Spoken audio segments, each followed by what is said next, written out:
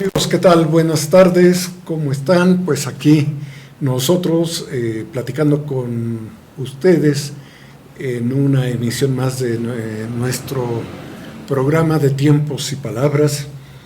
Y hoy 17 de julio, unos días después de una fecha muy significativa para nosotros. Ahorita entramos al tema, antes quiero dar un aviso. Mario Velázquez, ¿qué tal? Buenas tardes. ¿Qué tal? ¿Cómo estamos? Buenas tardes. Pues aquí, hombre, platicando.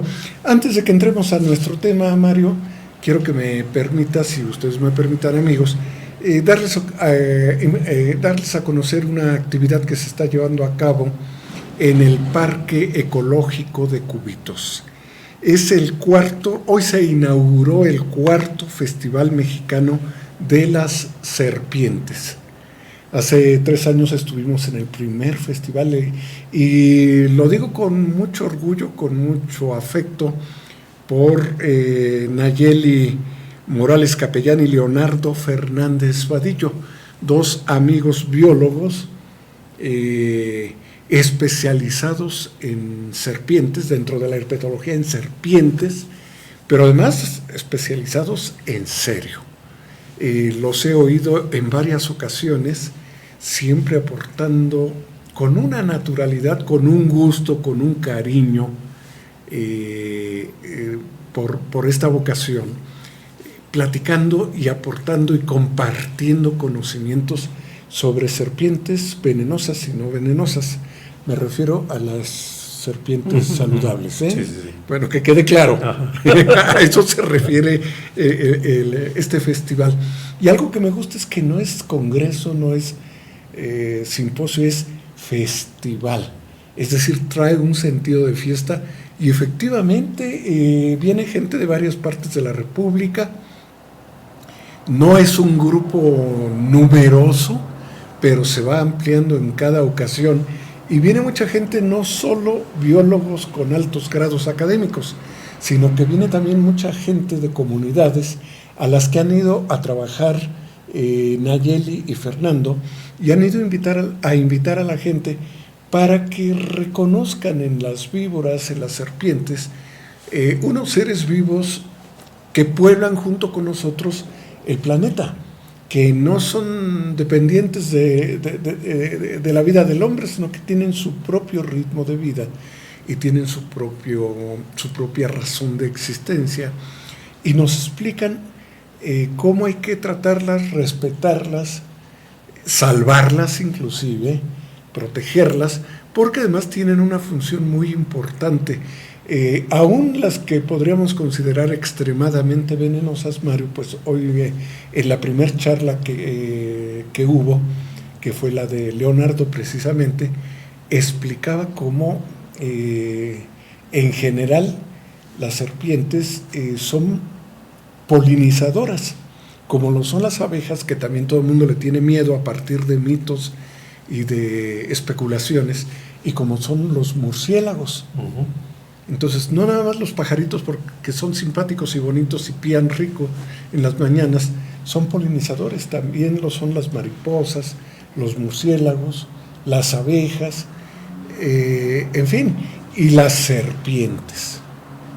Porque explicaba, entre otros detalles, que cuando tragan las semillas, el grado de humedad y de procesamiento que tiene la serpiente le permite conservar las semillas, y cuando las excreta ya llevan el principio del germinado. O sea que ya han ayudado a incubar esa semilla y pues riegan especies por varios lados. Ahora, en el caso de las serpientes venenosas, pues han derivado no solo en generar sueros antiofídicos para las mordeduras de ellas mismas, sino también en que esos principios activos de su veneno han permitido construir nuevos medicamentos para otras enfermedades como cáncer y como otro tipo de padecimientos humanos. O sea, son finalmente benefactoras de la humanidad, y por eso ellos hacen una labor muy importante para proteger estas especies. Dice, aprendan a manejarlas, piérdanles el miedo, pero para perderles el miedo hay que conocer sobre ellas. Y comentaba en su plática cómo México es uno de los países más ricos en variedades de ofidios y uno de los que tiene el mayor número de especies de víboras de cascabel, y dentro de México, Hidalgo es un estado destacado. Entonces, alguna vez en otra plática le escuché todos los cuidados que hay que tener y las advertencias que hacía: si algún día por descuido una víbora venenosa lo muerde, no pierda tiempo, no espere a que se gangrene, corra y además esté pendiente, porque además con todo esto dice, bueno, en México ya tenemos una serie de protecciones y aún así no deja de haber un número de mordidos que a veces tienen que mutilarles una parte del cuerpo y otras pues fallecen. Y estamos hablando de centenas de casos. Entonces dice, si usted padece este caso o sabe de alguien que tenga un accidente de esta naturaleza, muévase inmediatamente, porque también, bueno, pues los grandes hospitales deben tener suero antiofídico, aunque hay veces que no saben ni cómo se maneja. ¿Por qué? Porque en el medio urbano, donde menos ocurren estas mordeduras, no picaduras, mucha gente dice, me picó una víbora, no, muerden. Y bueno, hay que tenerles ese respeto, y sobre todo ese respeto porque que va más allá de todo esto, porque son especies en peligro de extinción. Y sin embargo, bueno, yo he sabido que en la muestra gastronómica de Santiago de Anaya, por debajo de la mesa te venden michiotes de víbora de cascabel y cosas por el estilo. No es válido, no es válido que usemos la prepotencia humana para acabar con estas especies. En la medida en que acabamos con una especie sobre el planeta, empezamos a preparar la pérdida de nuestra propia especie, y por eso es muy interesante ir a este festival. Va a estar hasta el domingo, empiezan a eso de las 10. Yo le recomiendo que vaya, que escuche. Son pláticas muy amenas, hay una exposición de víboras en general, de las venenosas y de las no venenosas, de las chirrioneras que les llaman y de las de agua.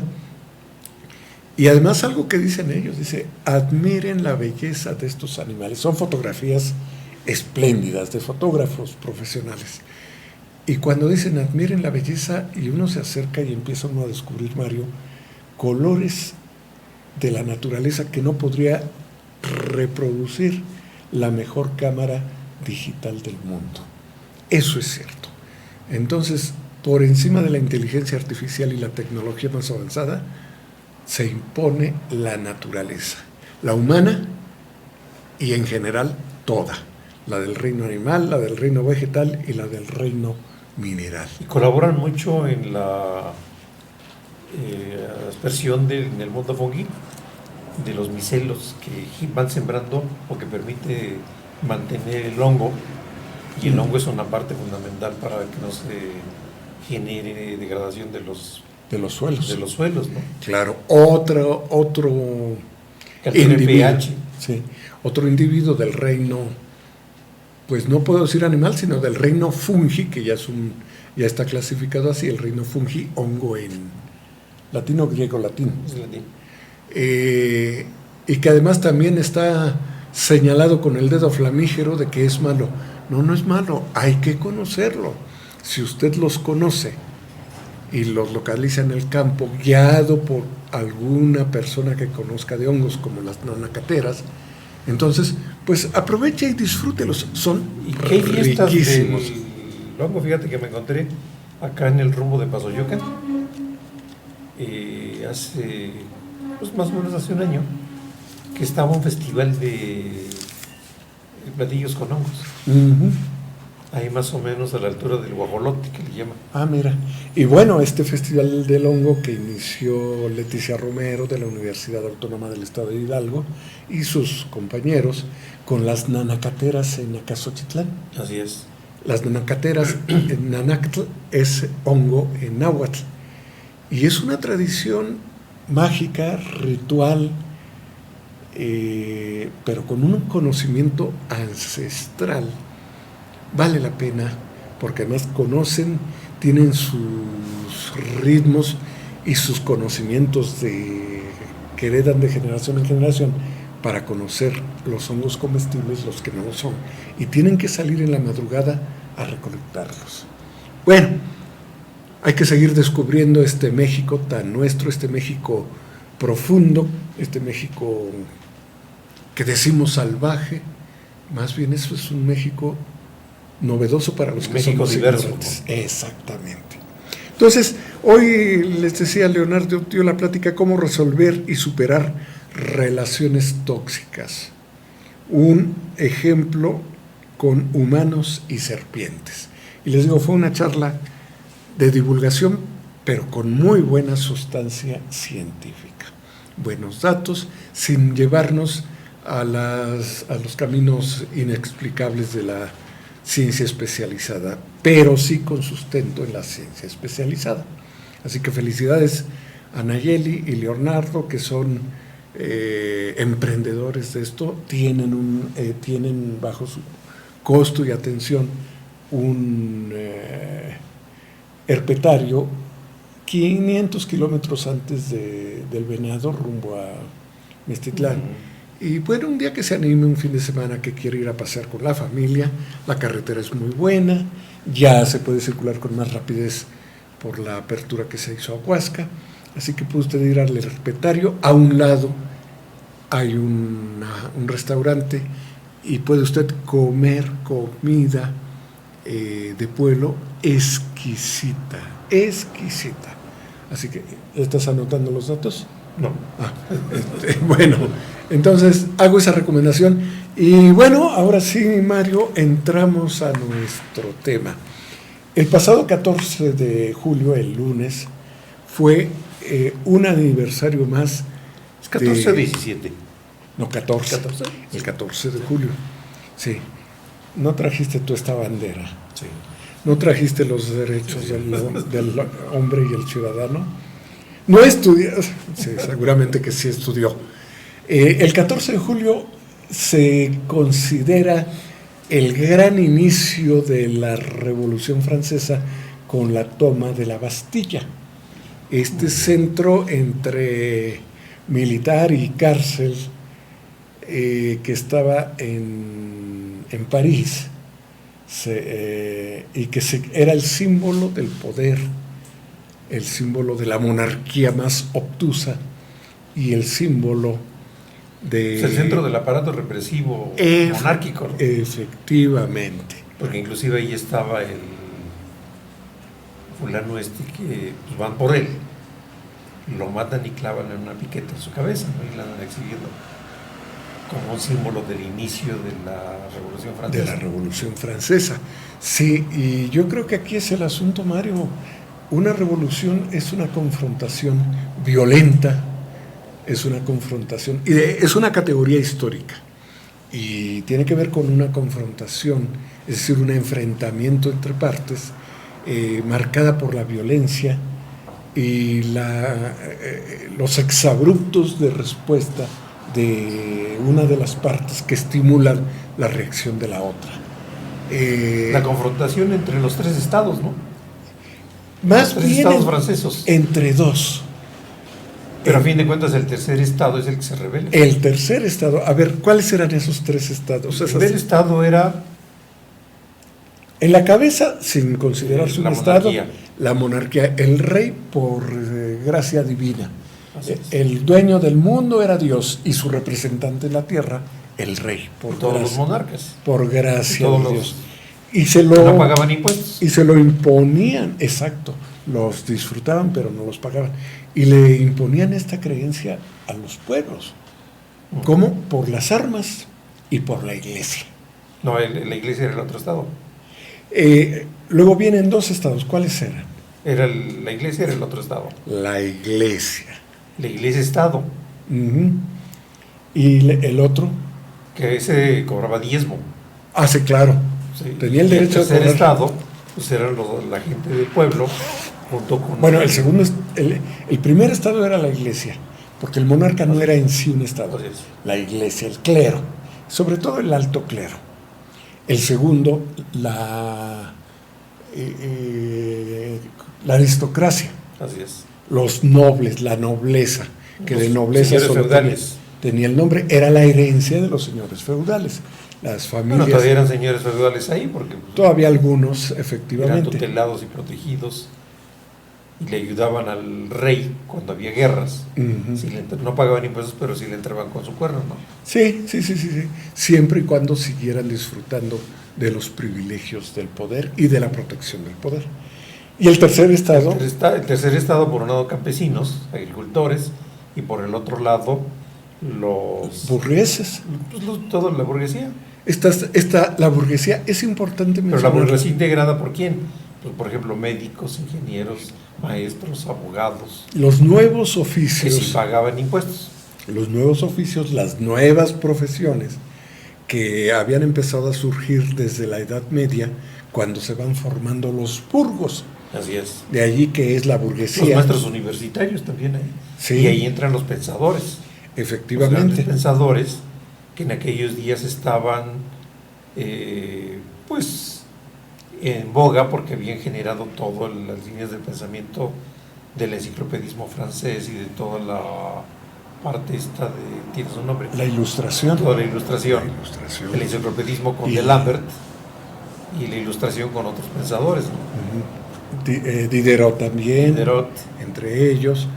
Y efectivamente, entonces fíjense, Montesquieu, esta tercer clase era los campesinos, el proletariado, que era una clase en germen, iniciándose, la de los oficios preindustriales urbanos en los burgos, y los burgueses, que eran estas clases con un poquito de jugaban ascenso. entre la aristocracia y inclusive ellos difundían sus ideas a partir de reuniones con la monarquía, con las bueno, pues hacían reuniones y ellos divulgaban sus nuevas ideas, sus nuevos pensamientos, Nuevos estudios. en reuniones y en tertulias, así para entretener básicamente a la aristocracia, ¿no? Y la Exactamente. aristocracia los toleraba, entonces muchos de los No, aristócratas y los sí, inclusive se aprovechaban. hicieron afines y los promovían y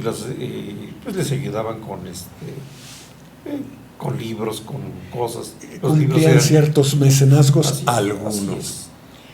Eh, Y algunos de ellos, algunos de estos mecenas, reciben formación o se forman ya rompiendo un poco con la idea monárquica para Sí. formar la primera idea de digamos, un nacionalismo fincado en la razón, fincado en el conocimiento y fincado en muchas cosas, que es básicamente la línea del pensamiento que viene del enciclopedismo, ¿no? Efectivamente, el enciclopedismo, que un poco antes, desde el siglo anterior se había empezado a cuajar esta idea.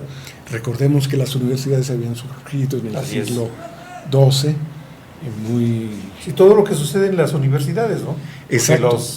hubo un rey francés que es el que infunda la Universidad de París. Exactamente, que es una de las primeras que Así aparecen es. Y en la Europa. Universidad de París, bueno, tenía básicamente todo lo que era la línea teológica por un lado, por otro lado también el desarrollo de la ciencia, de la medicina, y dentro de las rupturas que se dan dentro de la discusión teológico-filosófica, enfrentada con el pensamiento grecolatino, pues da origen precisamente a esas líneas de pensamiento que después se transforman en el enciclopedismo francés. El siglo de las luces, el siglo XVIII, 1700, se reconoce así justamente por la pléyade de intelectuales que se van dando en Francia. Es donde prácticamente se plantea el siglo de la Ilustración, que tuvo replicación en otros estados de Europa y en América inclusive.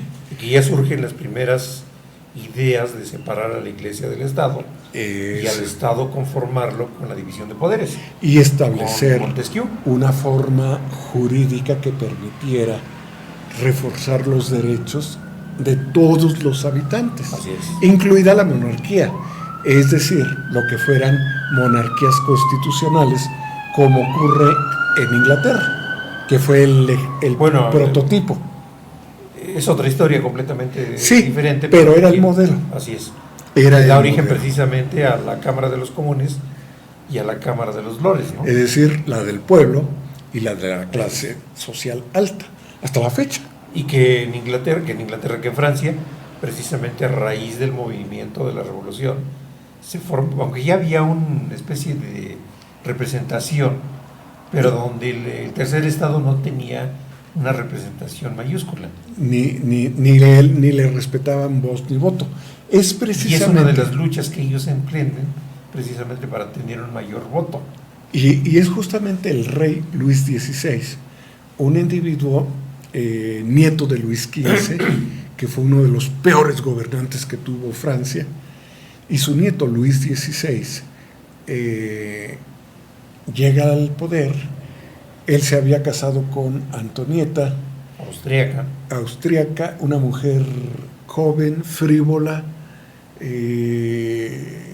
muy joven y muy frívola, que además le gustaba la buena vida, y cobraban impuestos, que querían darse un gusto, vengan más impuestos.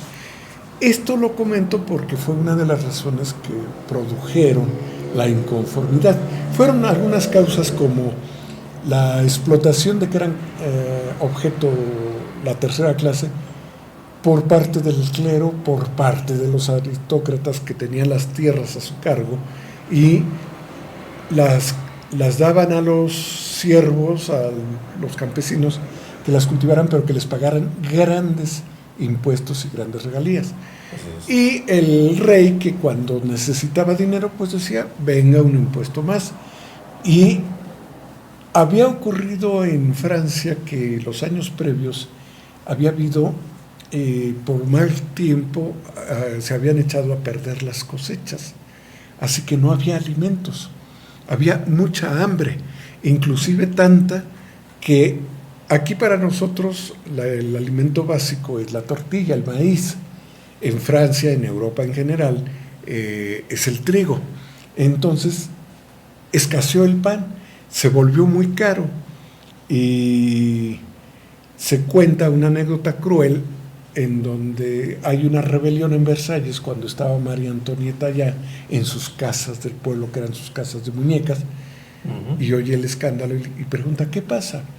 Pues es el pueblo que se está rebelando. ¿Por qué? Porque no tienen pan para comer. Y ella en su frivolidad dice, pues que coman pasteles. O sea, a ese punto de desdén tenían. Y claro, tenía que provocarse una ruptura. Luis XVI, que no se ocupaba de organizar su reinado de manera apropiada, porque le interesaba por allí, no sé si los relojes o algo así. Pues sí, una vida de niño rico, ¿no? Una vida de niño rico, entonces él estaba ocupado, me parece que en sus relojes, pero no se ocupaba del gobierno, y menos del buen gobierno. Entonces, quien realmente manejaba, y lo hacía lo mejor que podía, el gobierno era el ministro de Finanzas. Y Luis XVI lo presionaba para que cobrara más impuestos.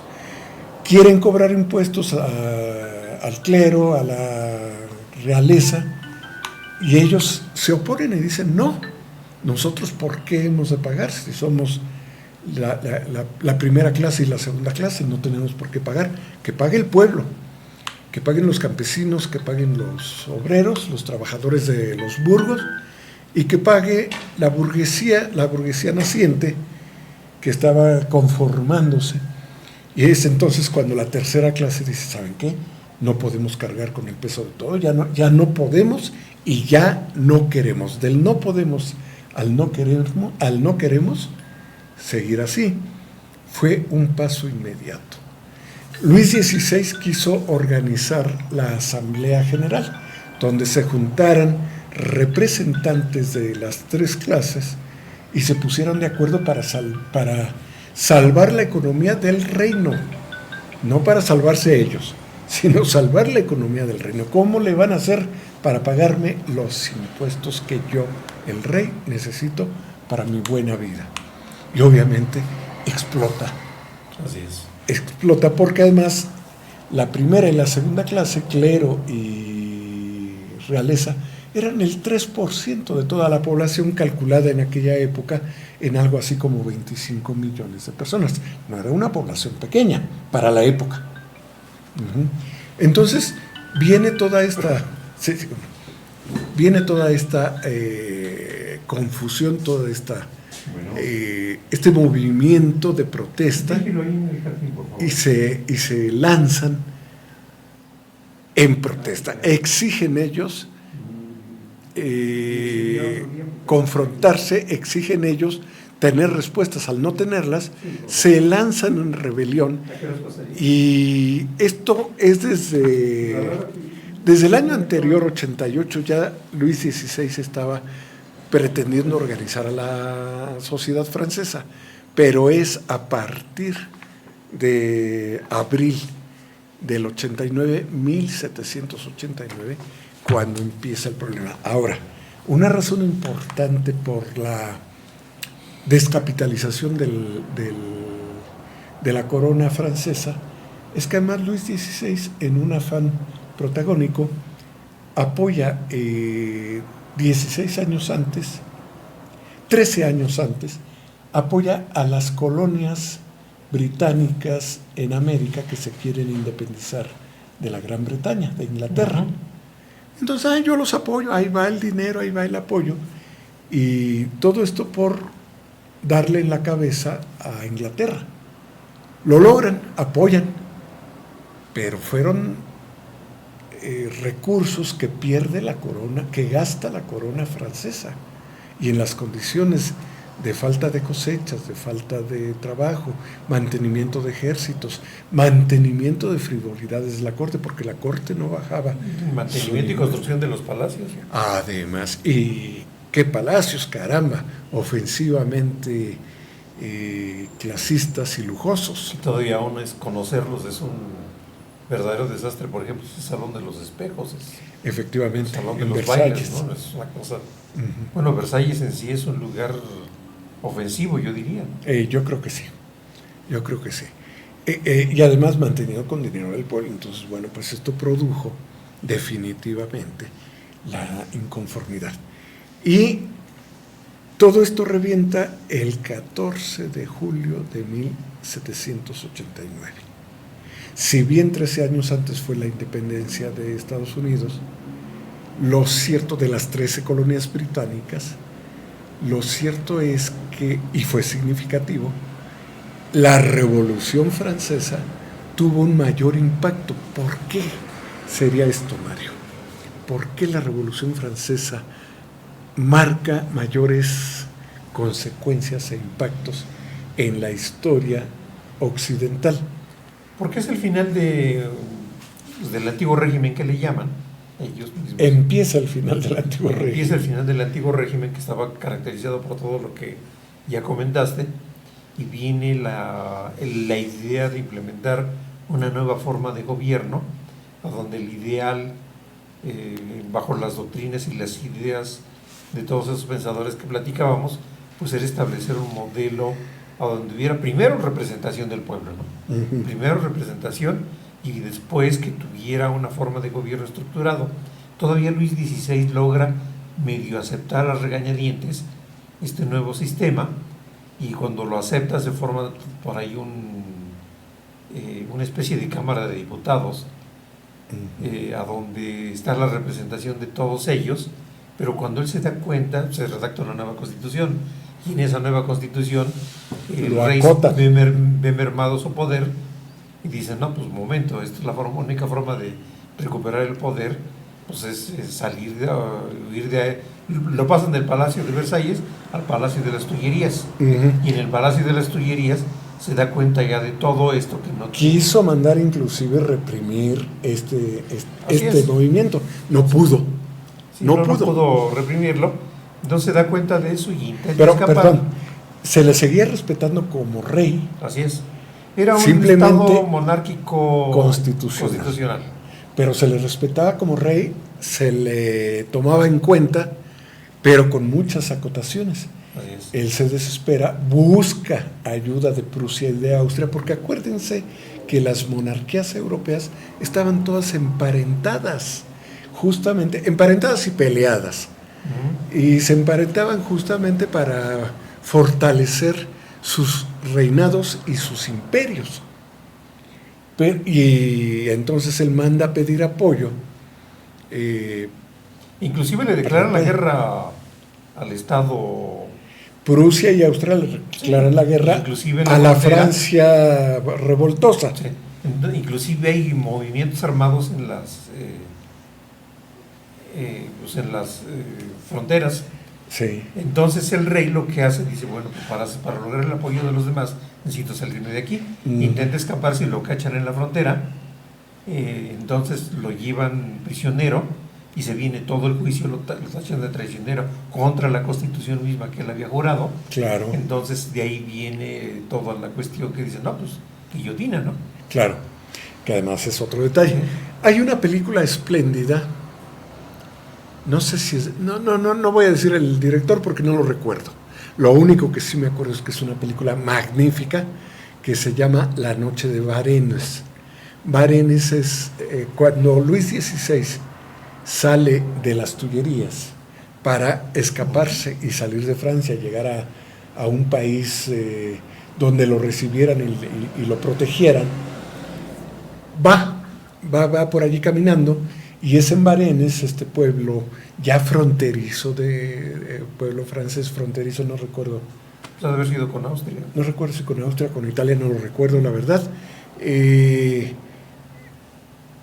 Va pasando en ese pueblo con mucha dificultad el carruaje, no era desde luego el carruaje de lujo que había acostumbrado, sino al contrario, le recomiendan que él, su esposa y sus hijos, los delfines, fueran vestidos con cierta modestia para que no los reconocieran y así dejarlos pasar. Y ahí iban saliendo. Inclusive se disfrazan de campesinos. Iban pasando. Con las uñas pintadas y collares seguramente, porque no los reconocieron bien. Pero pasa, la película lo describe muy bien.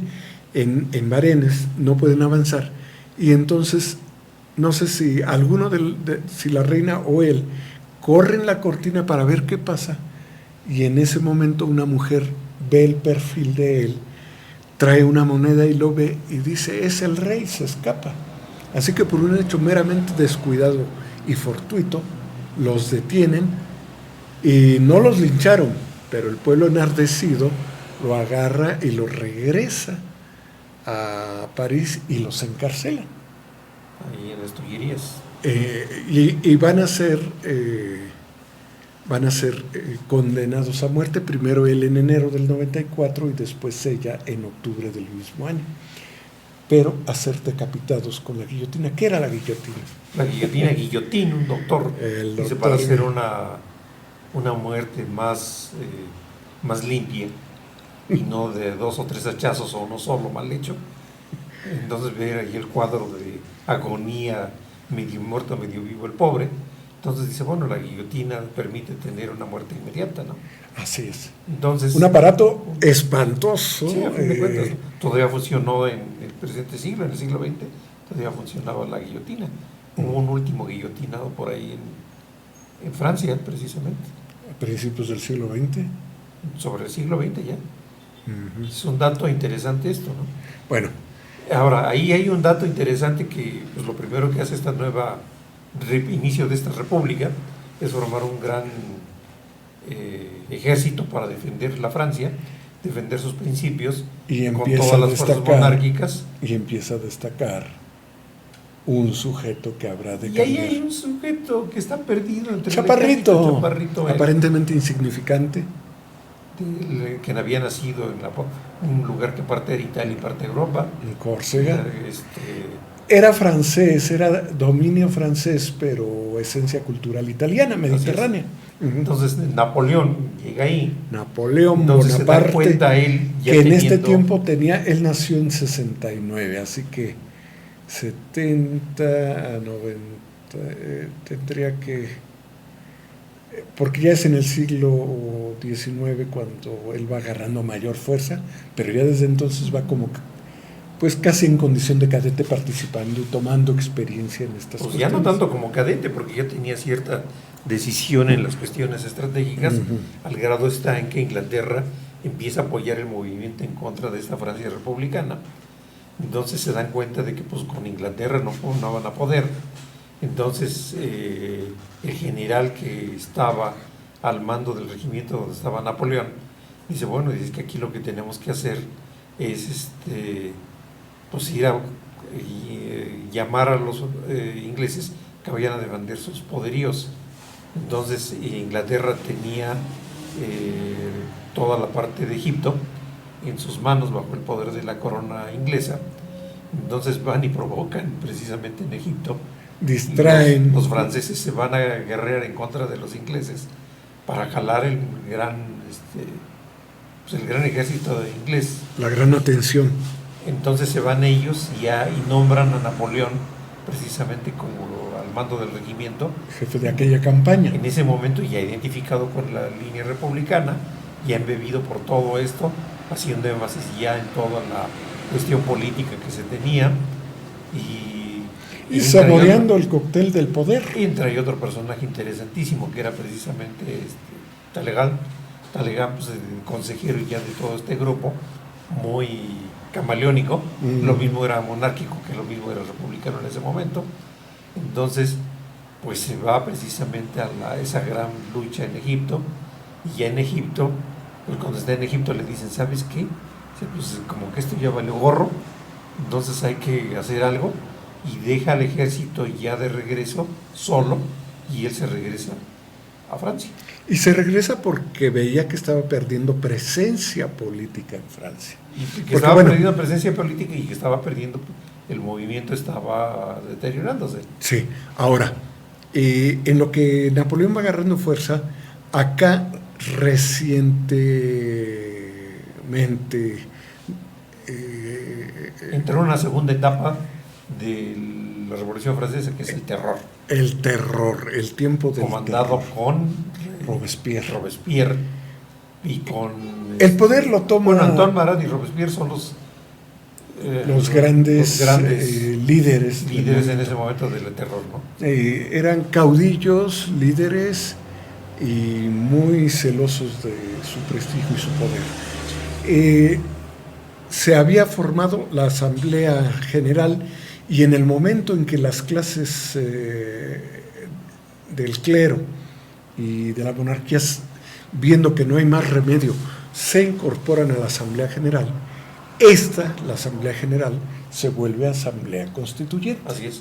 Esto es muy importante. Y en esa Asamblea Constituyente se forman dos lugares, ¿no? Dos grupos muy fuertes. El grupo representando a la antigua monarquía y el grupo representando al pueblo. Al pueblo. Entonces le llaman al de la monarquía a la derecha y a los otros los de la izquierda. Entonces ahí se imprime lo que hoy conocemos como las sí, porque más se dice que entraban al local y decían, vete a la izquierda porque eras del pueblo, vete a la derecha porque eres de la monarquía y de las clases altas, conservadoras. Y se dice que de allí viene la diferencia entre la derecha y la izquierda. A excepción de Robespierre, porque Robespierre toma la derecha para ir a ver cómo estaba la jugada. Sí. Ahora, y otro personaje que es no dejó de ser, Fouché. Sí, no dejó de ser la gran mayoría la que dictaba el ritmo de este movimiento de la Asamblea Constituyente, y queriendo organizar ya una vez con la guillotinada de Luis XVI, queriendo organizar el gobierno, viene la época de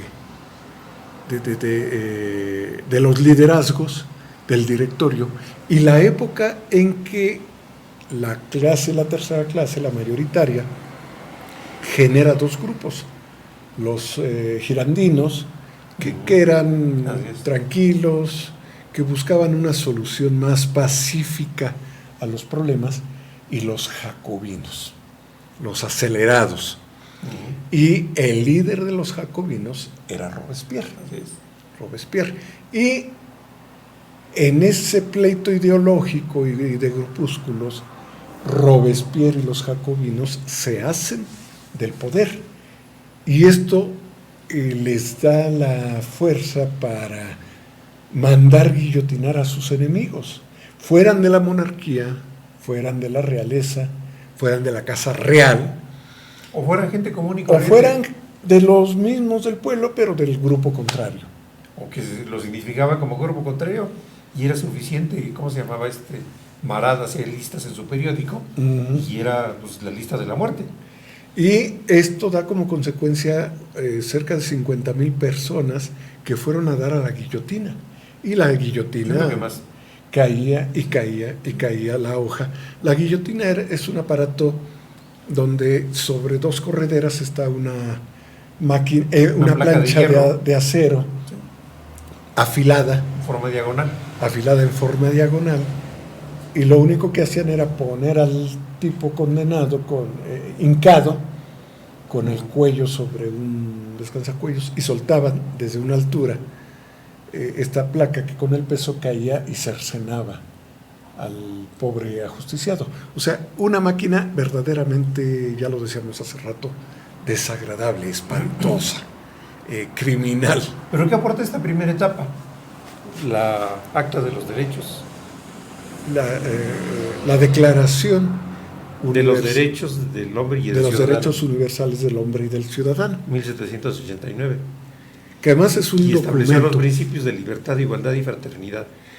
Es un documento verdaderamente interesante porque está marcando la diferencia entre el anterior sistema monárquico y el nuevo, y la nueva forma de vida que proponía una república, la República Francesa. Era un concepto que no se había aplicado hasta entonces. Era una recuperación pero modernizada, rediviva del viejo concepto de la monarquía griega. Entonces estaban aprendiendo a ser. Y este proceso de aprendizaje a ser propicia justamente que por una parte los jacobinos lo hicieran, después los girandinos logran recuperar el poder, y entonces es cuando viene no la venganza contra los jacobinos, sino el ajusticiamiento de Robespierre y su camarilla. Y aquí hay un tema interesante, 2 personajes que sin ser franceses, uno es testigo y el otro es colaborador realmente de la construcción del acta, Thomas Jefferson. Thomas Jefferson era embajador de Estados Unidos en Francia. Entonces él colabora y tenía 13 años de independiente de Estados Unidos, así que traía una experiencia ideológica que es aprovechada por los franceses. Y otro franceses. era digamos, mexicano, que andaba en huidas, que era reservando Teresa de Luz. Un novohispano, que andaba en huidas porque había pronunciado un sermón. Un incendiario discurso en la comulgata de la Virgen de Guadalupe, donde negaba muchas cosas, ¿no? Que ya algún día lo platicaremos sobre eso. Entonces él primero lo detienen, inclusive estuvo por aquí, por Pachuca, pero sale huyendo hasta que... va a dar a Francia en estos tiempos. No va a dar a Francia, sino va a dar a España directamente, y de España se escapa a Francia, y en Francia él cuelga los hábitos prácticamente dentro de todo esto, que más tarde vuelve a recuperar, tiene que recuperar un poquito los hábitos, porque hay que ver que esta nueva república rompe con el Vaticano, rompe con el Estado eclesiástico. Entonces al romper hay una libertad absoluta de muchas cosas, dentro de ellos la cuestión del casamiento, la cuestión el caso de los sacerdotes del celibato, los el celibato. Es una serie de cosas que pasan, ¿no? Sí, y la otra que más tarde Napoleón se ve obligado a generar el concordato nuevamente con el Vaticano, cuando quiere el Vaticano le reconoce ser emperador y que sea coronado con el conocimiento o el reconocimiento del Vaticano. Claro. Y ahí es donde todos los que habían abandonado todos esos principios se ven en la disyuntiva nuevamente, pues de convertirse en grandes pecadores, ¿no? Porque además algo que hay que recordar es que dentro de las de los planteamientos que hace esta tercera clase, es precisamente que el clero deje de ser el gran... Dos cosas: deje de cobrarles el diezmo, porque además decían, pues ellos no lo trabajan. Y siguiente, que dejen de tener en su propiedad tierras ociosas. Así es. Entonces empieza ya a marcarse la separación entre... De un Estado laico, la creación de un Estado laico ahí viene. Efectivamente. Ese es el gran modelo que deja, contra viento y marea, a pesar de la falta de experiencia, deja el inicio y el desarrollo de la Revolución Francesa. Pero yo creo que lo más importante es que el Estado eclesiástico se separe y que deje de juzgar con algún juicio, en el caso de la Santa Inquisición, la cuestión del orden de las ideas y las nuevas ideas que pues, son producto del razonamiento, ¿no? Claro. Que estuvieron en contra de los estamentos teológicos que fundaban la teología dogmática de la religión católica, entonces que estos no fueran juzgados como algo en contra del razonamiento lógico de la misma religión, sino que se pone a la par la razón contra la fe. Claro, claro. Y esto es la razón y es el conocimiento sistemático el que ya está dando las luces de un conocimiento científico de avanzada. Así es. Entonces, después en estas condiciones en que buscan organizarse, está el directorio, que es un grupo de notables que debe llevar el sentido de la nueva república, y después es cuando... Curiosamente en México pasa algo parecido. En la época de... Santana no de Santana, sino después de Iturbide. Con Iturbide también, porque con Iturbide se forma también por ahí una especie de triunvirato para poder gobernar a México. Que luego aprovecha. Que luego desconoce. Aquí hay un asunto, justamente este directorio no cuaja tanto cuando Napoleón regresa y entonces se forma el consulado, es decir, que Francia fuera gobernada por cónsules, donde Napoleón es elegido uno de los cónsules, eran 3 me parece, y el que tenía más presencia y el poder por el ejército. Era el líder del ejército y además era un militar formado, así que tenía un ejército organizado. Entonces eso le da poder, le da privilegios de mando, y entonces él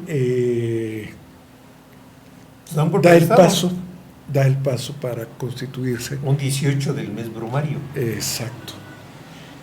El mes brumario, el mes de la bruma. ¿Por qué? Porque en la época del terror hacen muchas cosas, cambiar los días la configuración de los meses y los nombres de los meses. Claro. Querían negar todo aquello que supiera a monarquía, que supiera a clero. Así es. A clero arraigado, etcétera, etcétera. Entonces, efectivamente, renombran. Era el mes nuboso, era el mes... El 18 brumario era el mes donde abundaban las brumas. Las brumas, como estamos ahorita. Ándale, efectivamente. Estamos en el mes brumario ahorita. Estamos en y el 18 brumario después, quien nos deja una interesante apreciación de estas circunstancias con un análisis dentro del materialismo histórico, es... Pues nada más y nada menos que es la redacción que hace de un libro muy interesante que se llama El 18 brumario de Carlos Marx, que ya no describe plenamente lo que es el 18 brumario de Napoleón, sino más bien el que hace Napoleón III.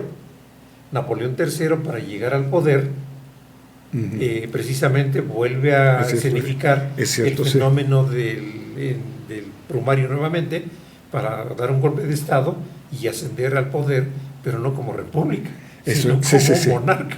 Es cierto, sí. Sí, entonces es un documento muy interesante. Napoleón III, sobrino de Napoleón I. Porque entonces lo que hace Marx es describir cómo se comprueba una de las tesis del marxismo, a donde viene el poder de las masas, el poder del pueblo, para poder llegar o ascender al poder. Sí, sí, sí. La lucha de clases. La tesis marxista de la lucha de clases la explica precisamente a través del 18 Brumario, que es un libro interesante, que es un ensayo, porque a fin de cuentas no es un libro, sino una descripción. No es en sí un libro que hable efectivamente pero que de la historia, sino que analiza sí. Con el principio del materialismo histórico, analiza estos movimientos sociales y plantea la teoría de la lucha de clases. Efectivamente, recomendable leerlo, no es un libro muy extenso, es un libro Marx. Pero hay que contextualizarlo en los hechos históricos sociales, como un hecho histórico social puede generar un proceso jurídico normativo. Claro. Y recuerde usted que Marx escribía para los obreros, no escribía para los altos académicos o las altas clases sociales. Él escribía para los obreros. Si nos cuesta un poco de trabajo entender el Capital, no es porque sea escrito criptográficamente, sino porque estaba escrito para los obreros ingleses. Es que es un análisis muy profundo en el Capital. Para ellos que lo vivían. Entonces, y que no lo termina él, y no lo termina Engels. Bueno, ahora, Mario, las consecuencias, ya viene Napoleón y vienen después otras cuestiones, pero lo que sí queda registrado para la historia y cambia los patrones de apreciación de la historia es la Revolución Francesa. Tanto es así que a partir de ella se considera que empieza a considerarse la historia moderna y contemporánea. Así es. Pero algo interesante es qué ocurre, cuáles son los impactos, las influencias que deja la Revolución Francesa en Europa, pero sobre todo en América, en aquella América hispánica, la que tenía sobre todo dominios portugueses y españoles. Pues es la forma de la estructuración de una república, la idea de una república, pero uno de los grandes aportes que da ya no la Revolución Francesa, sino más bien la época de Napoleón, es la cuestión del Código Civil.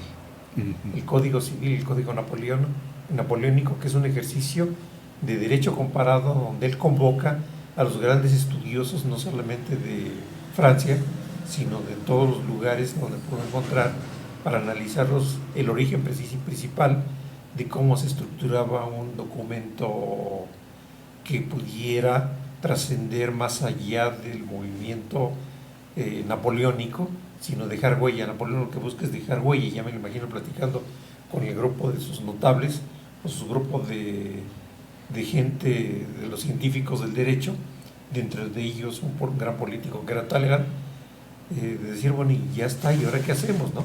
Y voltea a alguien y le dice al oído, no, pues hay que hacer un código civil.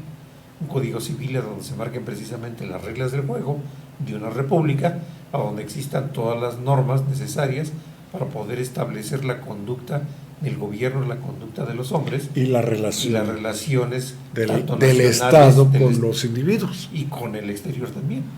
Entonces da origen también al derecho internacional. Claro. Y sobre todo algo muy interesante, el modelo. Dos modelos impactaron en las inquietudes que ya germinaban en América, en la América hispánica. La guerra de independencia de Estados Unidos, la lucha por su independencia en 1776, también iniciada un 4 de julio de 1776, y la Revolución Francesa, que marca como fecha simbólica el 14 de julio de 1789, con la toma de la Bastilla. Pero sobre todo el impacto, la transformación, el cambio de un mundo monárquico anclado en los privilegios de unos cuantos, sostenidos por el agotamiento social de unos muchos. Sí, era un 3% mantenido por un 97% en condiciones precarias, pero ya con gente lúcida, con gente con conocimiento científico que orientó muchísimo de estas ideas. La ideología la fue orientando. Se forma una doctrina política ya de lo que es la república, ¿no? Claro. Que se inicia precisamente en Inglaterra, cuando viene el gran conflicto con el rey, aquel que es que lo matan. Cuando llega como este señor, el marqués de Cromwell, marqués de Cromwell, que pues, se va en contra del rey, y de ahí surge ya todo lo que es el origen precisamente de una monarquía constitucional, y después esta monarquía constitucional es la que dominaba todavía las 13 colonias en Estados Unidos. Viene la Gran Rebelión del Té, y la Gran Rebelión del Té genera precisamente la cuestión de la unión de las 13 repúblicas que conforman el primer Estado constitucional norteamericano, ¿no? Uh-huh. Y después viene ya otra serie de circunstancias que yo diría el movimiento francés tiene que ver mucho precisamente con este movimiento. Claro, sobre todo porque el movimiento francés fue un movimiento reciente y generado desde el pueblo mismo, donde cortó de raíz toda cercanía con la monarquía, mientras que Inglaterra la conservó. Y desde luego... Y los ecos de esa revolución pues los encontramos en América. Desde luego, y muy enfatizados después por Napoleón, porque en sus contradicciones, cuando se asume como emperador y quiere ocupar Portugal, pide permiso a España para pasar por sus tierras, momento que quiere aprovechar también para quedarse, para enseñorear en España, al punto de poner a su hermano José como rey de España, cosa que el pueblo español no tolera y se rebela contra esto, lo cual está dibujado por Francisco de Goya y Lucientes en sus cuadros de la protesta española y por Benito Pérez Galdós en sus episodios nacionales, por si usted quiere leerlos. Excelentes relatos históricos de don Benito Pérez Galdós y excelentes cuadros de Goya. Esto en España, y entonces en América muchos lugares de virreinatos que se empiezan a fragmentar. Dicen, bueno, ¿y por qué hemos de obedecer a un francés? Y es el pretexto para decir, pues, si no tenemos inclusive rey, cuando se desaparece la corona española, cuando es invadido por Francia, entonces en América algún virrey por ahí se declara, casi dice, la falta de rey, bueno, yo puedo asumir el poder ya en esta Nueva España y podemos convertir esto en el inicio de una república constitucional. Le falla el juego, pero a fin de cuentas dice, bueno, pero necesitamos impuestos, empiezan a pedir impuestos para apoyar a todo esto, a toda la corona, para mantener las sucesiones, las guerras y las sucesiones en España. Se debilita obviamente mucho la corona española. Totalmente. Y pues muchos que ya conocían de este movimiento y de las bondades de ese nuevo modelo de forma de vivir que era república, pues dicen, no, ahorita es cuando, ¿no? Y entre ellos entra, pues desde fuera, que se cartea muy fuertemente Fray Servando Teresa de Mier, claro, chismeándole, fíjate qué está pasando. Un individuo de grandes ideas libertarias, y si bien es cierto, ya estaba el germen de la independencia, pero se aviva justamente con la Revolución Francesa, con la independencia estadounidense, con la invasión de España por Bonaparte, y todo esto, además de las condiciones de explotación. Y encuentra eco a través de los grupos organizados como eran los masones. Exacto. Los masones en Europa y los masones en Norteamérica, que ya ven creciendo, y la masonería en México, ¿no? Claro. Pues como ve, la historia es un poliedro. Es una sucesión de sucesos. Es una red de acontecimientos, de sucesos que definitivamente se van interconectando. Y estamos en este momento hablando de la historia de la parte occidental, lo que se ha dado por llamar la historia occidental, que tiene como punto de arranque Europa, por esa razón que hemos comentado. Pero bueno, pues hoy quisimos comentar con usted, platicar un poco algunos hitos, algunos puntos fundamentales de la Revolución Francesa. Esperamos que le haya interesado y que vaya usted pues a leer un poco de estos elementos, porque definitivamente tienen mucho que ofrecernos para entender lo que vivimos hoy en pleno siglo XXI. Así es. Y no se olvide, vaya mañana, pasado y el domingo al Parque Ecológico de Cubitos. La entrada es gratuita.